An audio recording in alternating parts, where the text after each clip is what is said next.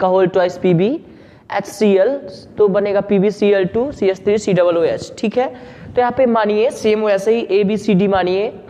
ठीक है, यहाँ पे हम ब्रैकेट बना देते हैं, आप हटा दीजिएगा फिर, जिससे मानने में आसानी रहे। A मान लिए, यहाँ पे हम B मान लिए। ठीक है, यहाँ पे हम C मान लिए, यहाँ पे हम मान लीजिए D मान लिए। ठीक है, आइए D मान लिए, तो अभी निकालिए आप पहले। Hi, good morning guys, how are you? I hope you all will be fine. I am Manujesh Kumar Dubey, PGT Chemistry. I have brought you for a special types of chemical equation ABC method by which you can solve any equation. You can balance any equation. When students go for the balancing equation, they have face a lot of problem. लेकिन आज हम आप सबके लिए एक ऐसा method, एक unique ऐसा मेथड लाए हैं जिससे आप किसी भी इक्वेशन को, कितने भी बड़े इक्वेशन को आप झट से बैलेंस कर लेंगे। उस मेथड का नाम है ABC मेथड, जो हम आपको बताने जा रहे हैं। देखिएगा जरा ध्यान से। पहले आप करेंगे क्या कि इस इक्वेशन में जो भी कंपाउंड दिया रहेगा, एलिमेंट्स दिया रहेगा, उसके आगे आपको एक को A मानना है, B मानना है, C मानना है और D मानना है। जिसे प्रोडक्ट को भी मानना है और रिएक्टेंट को भी मानना है। ठीक है, पहले रिएक्टेंट में हम क्या करते हैं, अब यहाँ पे है तो इसको A मानते हैं, यहाँ पे H2O को हम B मानते हैं। जो प्रोडक्ट बना है वहाँ पे Fe3O4 को यहाँ पे C मानते हैं और हाइड्रोजन को हमने क्या मान लिया, D मान लिया। माना A B C D हमने माना। अभी हम एक एक को अलग अलग लेके जो है क्या करेंगे, सॉल्व करेंगे और जितना वैल्यू आएगा एक का, एक के जगह F के जगह A को रखेंगे, H2O के B के जगह H2O को रखेंगे, C के जगह Fe3O4 रखेंगे और D H2 के जगह पे हम रख देंगे जितना वैल्यू आएगा। चलिए अभी हम पहले Fi की बात करते हैं।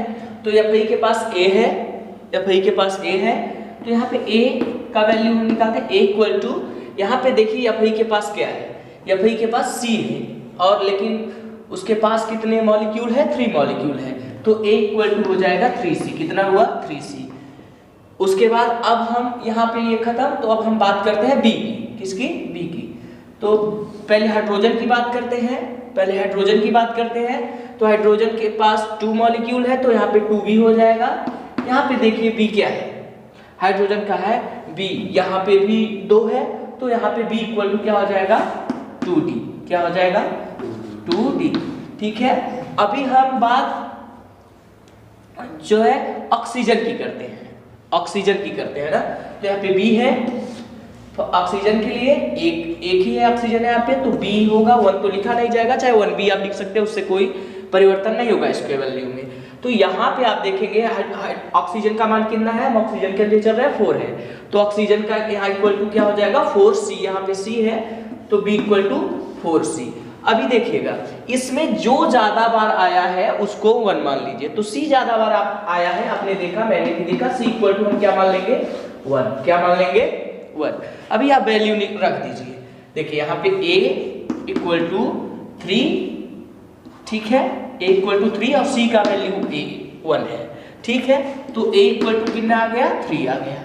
ठीक है, अभी देखिए हमें A का मान मिल गया, हमें C का मान मिल गया, हमें B का मान निकालना है। यहाँ पे आप रख के B का मान निकाल सकते हैं। देखिए यहाँ 2B है, B, और यहाँ पे अभी देखिएगा B का मान हम निकालने के लिए सीधा यहाँ B है और 4 इंटू C का मान 1 निकाल चुके हैं, तो B का वैल्यू हमने कितना निकाल दिया, 4 आ गया। अभी आपको किसका वैल्यू नहीं पता है, D का वैल्यू हमें नहीं पता है। ठीक है, और B का वैल्यू 4 आ गया, तो यहाँ 2 इंटू 4 आप रखेंगे इक्वल टू 2D है।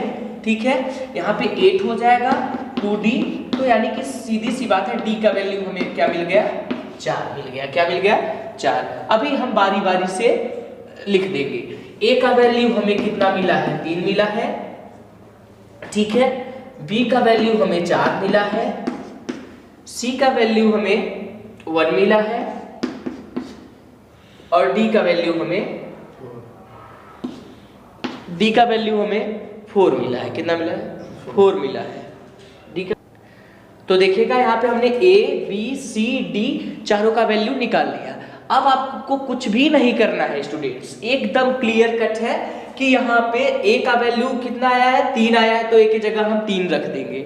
ठीक है, यहाँ पे ए हम इरेज कर रहे हैं, यहाँ पे हमने 3 पुट अप कर दिया। ठीक है, अभी बी का वैल्यू हमने 4 निकाला है, तो बी की जगह हमें 4 लिख देना है, यहाँ पे आपने लिख दिया। अभी हमने सी का वैल्यू 1 निकाला है, तो सी के जगह आप 1 लिखिए चाहे मत लिखिए, 1 लिखने से हमें कोई दिक्कत नहीं होगी। जैसे आपने 1 लिख दिया तो लिख दीजिए, कोई दिक्कत नहीं है, फिर भी 1 लिखा नहीं जाता इक्वेशन में, तो 1 नहीं लिखेंगे। डी का वैल्यू हमने 4 निकाला है, तो यहाँ पे हम 4 रख देंगे। अभी आप ट्राई कर सकते हैं, सारे आपके जो इक्वेशन है वो बैलेंस हो गए होंगे। वैसे आपको बहुत सारी प्रॉब्लम होती फेस, अभी आपको इसलिए लेट लग रहा है, मैं बता रहा हूँ। अभी आप किसी भी रिएक्शन को आसानी से बैलेंस कर सकते हैं। देखिएगा यहाँ आयरन का मान 3 है, यहाँ फिर देखिए 3 है। अभी हाइड्रोजन देखिए आप 4 2 जा 8 है, यहाँ 4 2 जा 8 है। अभी आप ऑक्सीजन में जब 4 है, यहाँ भी 4 है। तो देखिए आपने आसानी से इस रिएक्शन को बैलेंस कर लिया A B C D method से। अभी एक रिएक्शन हम आपको और बता दे रहे हैं, उसके बाद आपको 2-3 रिएक्शन देंगे, आप ट्राई करिएगा, घर पे लगाइएगा होमवर्क के रूप में। ठीक, हाँ तो लिखेंगे यहाँ देखिए Na plus H2O arrow NaOH plus H2, तो फिर ऐसे ही क्रम से हमने A B C और D हमने मान लिया है। ठीक है, अब सेम हम लिखेंगे A का, पहले Na के पास A है, तो देखिए A इक्वल टू, चलिए पहले Na के लिए चलते हैं। देखिए यहाँ पे Na कहाँ है, यहाँ पे Na यहाँ है, यहाँ भी 1 है, तो A इक्वल टू C आ गया। A का वैल्यू हमने C निकाला। ठीक है, अभी हम बात करेंगे हाइड्रोजन का, किसका, हाइड्रोजन का। B है हाइड्रोजन के पास, और यहाँ पे 2 मॉलिक्यूल है, तो 2B हो जाएगा। ठीक है, 2B इधर देखिए आप, हाइड्रोजन किधर है। ठीक है, यहाँ पे 1 है, यहाँ पे हाइड्रोजन कितना है, 1 है, C का वैल्यू तो इक्वल टू C, और यहाँ भी प्लस हाइड्रोजन यहाँ भी है। तो अगर 2 जगह रहेगा, रिएक्टेंट में रहे चाहे प्रोडक्ट में रहे, आपको वो दोनों वैल्यू लिखना है। यहाँ पे भी हाइड्रोजन है, 2 है, तो C प्लस 2D। ठीक है गाइस, अभी हम क्या करेंगे देखिए गाइस, तो गाइस ये हाइड्रोजन के लिए था। ठीक है, बी का वैल्यू हाइड्रोजन के लिए था। अभी हम बी का वैल्यू ऑक्सीजन के लिए लेके चलेंगे, तो देखिए यहाँ पे ऑक्सीजन 1 है, बी है, तो यहाँ पे बी रहेगा। ठीक है, 1B लिखा नहीं जाता, बी। यहाँ पे देखिए ऑक्सीजन कहाँ है, यहाँ है, यहाँ भी एक ही ऑक्सीजन का मॉलिक्यूल है, तो C, B equal to C हो गया। यहाँ पे भी जो सबसे ज्यादा रहेगा उसकी वैल्यू हम 1 रखेंगे। देखिए C है 1 2 3 बार C है, तो C सबसे ज्यादा है, तो C का वैल्यू हम फिर से 1 मान लेंगे। यहाँ पे ध्यान दीजिएगा 1 ही मानना है। ठीक है, 1 मान लेंगे। ठीक, तो देखिए रखेंगे हम A इक्वल टू C का 1 है, तो A का वैल्यू 1 आ गया। क्या आ गया, 1 आ गया। ठीक है, अब यहाँ पे B इक्वल टू हम कितना निकालेंगे, B इक्वल टू भी C का मान 1 है, तो B का वैल्यू भी 1 आ गया। ठीक है, अभी हमें B का मिल गया, A का मिल गया, अब हमको निकालना किसका है, C का हमें मिला ही है 1 है, C का हमें मिला ही है 1 है, क्योंकि हम मान लेते हैं हमें सिर्फ वैल्यू निकालना है, तो D का। यहाँ 2B है, ठीक है, 2 into 1 आपने रख दिया। C का वैल्यू हमें पता है कितना है, 1 है, प्लस 2, और D का वैल्यू हमें निकालना है। ठीक है, यहाँ पे देखिए D का वैल्यू हम निकालेंगे तो आ जाएगा 1/2। क्या आ जाएगा, 1/2। तो हमें सारे वैल्यू फिर से मिल गए, थोड़ा सा ध्यान दीजिएगा। A इक्वल टू हमें 1 मिल गया, B इक्वल टू भी हमें 1 मिल गया, C इक्वल टू भी हमें 1 ही मिल गया, लेकिन D का मान थोड़ा सा डिफरेंट आ गया, 1/2। ठीक है, तो अभी गाइस हम रखेंगे वैल्यू। ठीक है, A के जगह पे हमने 1 रख दिया, B के जगह भी हमने 1 ही रख दिया, C के जगह भी हमने 1 रख दिया, और D के जगह हम 1/2 रख दिए। तो ये देख के आप घबराइएगा नहीं कि यहाँ पे अपान में आ गया, तो रिएक्शन में ऐसा नहीं होता है, इससे दिक्कत हो जाएगा, ऐसा कुछ नहीं है। जब भी कहीं फ्रैक्शन के रूप में किसी का बैलेंस करने में आ जाए, किसी आगे तो आपको कुछ नहीं करना है, सारे कंपाउंड सारे एलिमेंट्स में 2 से मल्टीप्लाई कर देना है, याद रखिएगा ना, 2 से क्या कर देना है, मल्टीप्लाई कर देना है। अगर किसी का वैल्यू बटे में आ जाए, जैसे 1/2 आ गया फ्रैक्शन में, तो आपको सबके साथ 2 का मल्टीप्लाई कर दीजिएगा, एकदम इक्वेशन बैलेंस हो जाएगा। ठीक है, क्या करना है, 2 का मल्टीप्लाई कर देना है। ठीक है, यहाँ पे देखिएगा, यहाँ पे देखिए 1 है, 2 का मल्टीप्लाई करेंगे तो 2 Na हो जाएगा। ठीक है, यहाँ भी 1 है, यहाँ पे भी 2 का मल्टीप्लाई करेंगे तो 2H2 हो जाएगा। यहाँ NaOH है, यहाँ पे आप 2 से मल्टीप्लाई करेंगे 2 NaOH हो जाएगा, और यहाँ पे आप 2 से मल्टीप्लाई करेंगे, देखिए जैसे 1/2 है, 2 करेंगे तो 2 कैंसिल आउट हो जाएगा, तो यहाँ पे 1 आ जाएगा, तो 1 लिखा नहीं जाता, केवल H2 बचेगा। और आप अभी देख सकते हैं इक्वेशन पूरा सॉल्व हो गया। देखिए Na2 है, हाइड्रोजन 2 2 जा 4 है, तो 2 1 जा 2, और 2 यहाँ है 4 है। ऑक्सीजन आप देखिएगा यहाँ पे 2 है, यहाँ पे भी ऑक्सीजन 2 है। देखिए आसानी से इक्वेशन बैलेंस हो गया। का होल ट्वाइस Pb HCl, तो बनेगा PbCl2 CH3 COOH। ठीक है, तो यहाँ पे मानिए सेम वैसे ही ABCD मानिए। ठीक है, यहाँ पे हम ब्रैकेट बना देते हैं, आप हटा दीजिएगा फिर, जिससे मानने में आसानी रहे। A मान लिए, यहाँ पे हम B मान लिए। ठीक है, यहाँ पे हम C मान लिए, यहां पे हम मान लीजिए D मान लिए, ठीक है। आइए D मान लिए, तो अभी निकालिए आप पहले A का वैल्यू हम पहले कार्बन के लिए निकालेंगे, ठीक है। तो कार्बन देखिए कितना है, देखिए कार्बन कितना है, यहाँ पे 1 है, 2 से मल्टीप्लाई है, ट्वाइस है, तो यहाँ पे 2A होगा, क्या होगा 2 है तो यानी कि 2A क्या हो जाएगा 2A इक्वल नहीं कार्बन यहाँ D के पास है, कार्बन कितना है, एक इधर है कार्बन और एक क्या है इधर है, यानी कि 2 है, क्या है 2, यानी कि 2A इक्वल टू 2D मिला सबको, देखिए ठीक है। अभी हम A का वैल्यू हाइड्रोजन के लिए निकालेंगे, ठीक है। देखिएगा इधर हाइड्रोजन 3 है, 2 इधर है, तो 3 2 जा 6 हुआ, तो यानी कि 6A इक्वल टू, इधर देखिएगा आप किधर है ऑक्सीजन, ठीक, इसमें है नहीं, D के पास है, हाइड्रोजन कितने हैं 1 और 2 है। देखिए अभी हाइड्रोजन देखिएगा कितना है, 3 इधर है, एक इधर है, यानी कि 4, 3 इधर है, 1 इधर है, यानी कि 4, यानी कि 4D, ठीक है। 6 इक्वल टू 4, सॉरी गाइज यहाँ थोड़ा सा मिस्टेक है, देखिएगा आप, हमने ध्यान नहीं दिया, आप देखिए एक कार्बन यहाँ पे है, एक यहाँ पे भी है, ठीक है, 2 तो 2 2 जा 4, हमने 2 ही लिखा है ना, देखिएगा यहाँ जबकि 4 होगा, ठीक है। अब 6 इक्वल, अब देखिए यहाँ पे देखिएगा थोड़ा सा यहाँ पे भी मिस्टेक है, एक है हाइड्रोजन, B के पास भी एक है हाइड्रोजन, ठीक है, तो यहाँ प्लस एक ही हाइड्रोजन है plus B, 6A plus B, ठीक है, इक्वल टू, यहाँ पे आप देखिएगा हाइड्रोजन का है, यहाँ है नहीं, यहाँ पे है, कितने हाइड्रोजन है 3 और 1 4, तो 4D कितना है 4D, ठीक है गाइस। नेक्स्ट आइए आप अगले में आइए, अब हम चलेंगे ऑक्सीजन के लिए। ऑक्सीजन कितना है 1 और 2 है, ध्यान से देखिएगा 1 और 2 है, हमने कार्बन का ले लिया, हाइड्रोजन का ले लिया, अभी ऑक्सीजन के लिए 1 2 2 2 जा 4, तो यानी कि 4A कितना 4A। यहाँ पे ऑक्सीजन देखिए कहाँ है, इधर है नहीं, यहाँ पे है, ठीक है, यहाँ पे ऑक्सीजन है, ठीक है, कितना है 1 और 2, यानी कि 4A 2D है, कितना है 2D। चाहो आप इसको काट सकते हो, 2 1 जा 2 2 2 जा 4, यानी कि 2A इक्वल टू D लिख सकते हो, ठीक है। यहाँ पे भी आप कैंसिल आउट कर सकते हो, 2A इक्वल टू यहाँ पे भी हम D रख सकते हैं, ठीक है। अभी हम PB के लिए चलेंगे, ठीक है, लेड के लिए, ठीक, देखिए PB के लिए A, ठीक, A इक्वल टू कितना है 1 है, इसलिए A हमने रखा है, ठीक है। यहाँ पे देखिएगा PB कितना है, यहाँ पे भी 1 ही है, तो PB A equal to C, ठीक है।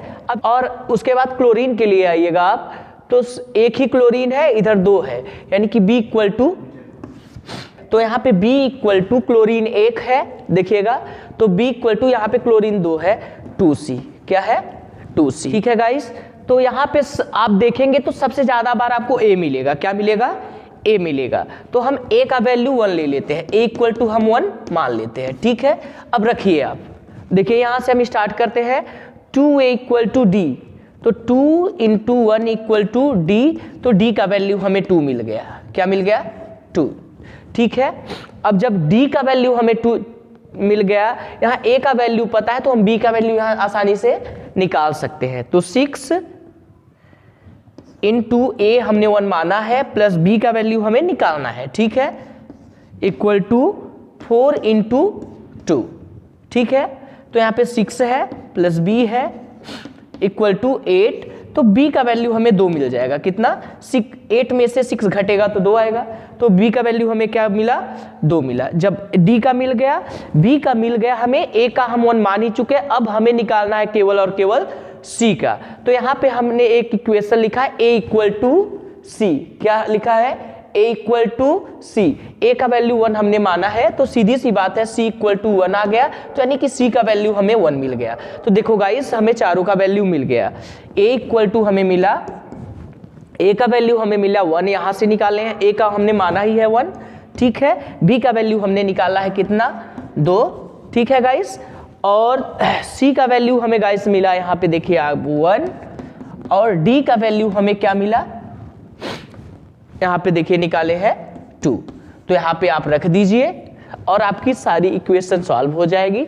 ठीक है, ए के जगह गाइस हमने रख दिया, यहाँ पे हम ब्रैकेट को इरेज करते हैं, जो लार्ज ब्रैकेट बनाए थे उसको इरेज करते हैं। ए का वैल्यू 1 मिला है तो 1 मत लिखिए, इसे ऐसे ही रहने दीजिए। ठीक है, 1 लिखने से कोई प्रॉफिट आपको है नहीं। बी का वैल्यू हमने निकाला है 2, तो यहाँ पे आप 2 रख दीजिए। ठीक है, सी का वैल्यू भी हमें 1 मिला है तो 1 भी लिखने की जरूरत नहीं है, यहाँ इसको ऐसे ही रहने दीजिए। और डी का वैल्यू हमें 2 मिला है तो यहाँ पे आप 2 लिख दीजिए और इक्वेशन आप देखिएगा बैलेंस हो गया। तो ठीक है, ये था ABCD मेथड, जिससे आप कितने भी बड़े इक्वेशन को आसानी से बैलेंस कर सकते हैं। अब आपको आगे ऐसे इश्यू नहीं होगी।